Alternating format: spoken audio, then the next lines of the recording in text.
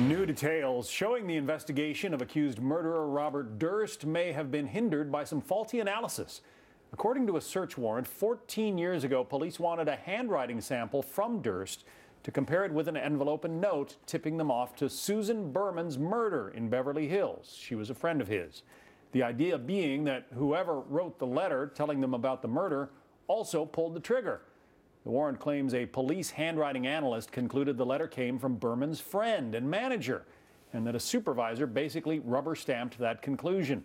Later, experts concluded Durst actually was the writer. Let's bring in Robert Bianchi and Peter Odom. Both are criminal defense attorneys and former prosecutors.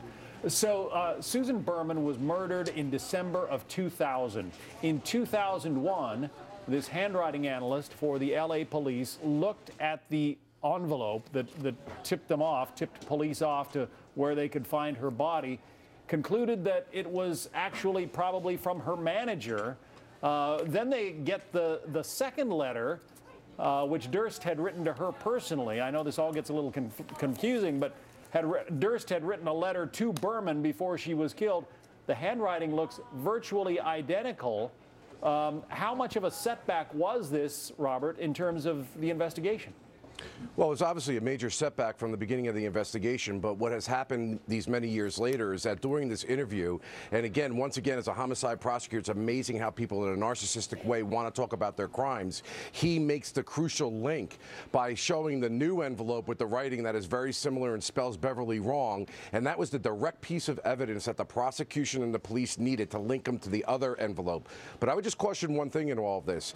Like the other trial where he was found not guilty with Morris Black, you have to be careful. It shows that he was the person who authored that envelope and he knew about the cadaver in the place where she was killed, but it doesn't prove he's the person who actually killed her. Peter, you know, I'm no handwriting expert, but I look at those two envelopes and they look virtually identical to me. Well, it's not hard to fake handwriting, and this is the problem with handwriting analysis. It's much more art than science, and courts are very skeptical about even the admissibility of handwriting evidence. And I mean, you have to look at the chronology here very clearly. The Los Angeles Police Department's own official document examiner concluded that handwriting on the envelope here, this critical envelope, was not Durst's, that it was a close associate of the victim's. Okay? Now in 2012, there's all this publicity. There's an HBO documentary that came out last year. But by 2012, the documentary filmmakers had been sharing information with the Los Angeles Police Department, and lo and behold, their hand-picked investigators now say, oh, it's Durst's handwriting. It just seems to me as if they're basing their decisions in the case on how much publicity there is rather than how much evidence there is. And yet, Robert, when they arrested him down in New Orleans, apparently he had been withdrawing fairly large amounts of money, $9,000 a day for something like 35 days. He had one of those very realistic-looking rubber masks that covers the entire face and down to the neck with him. He looked like a guy who was preparing to flee.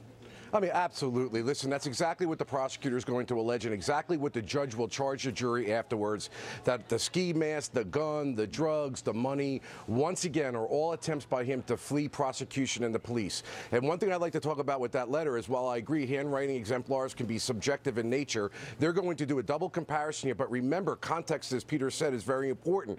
Right after he gets confronted with it, he admits that he wrote one of those envelopes, and then he goes into the bathroom. And to me, the most compelling statement when he goes into the bathroom is, basically says, I'm caught.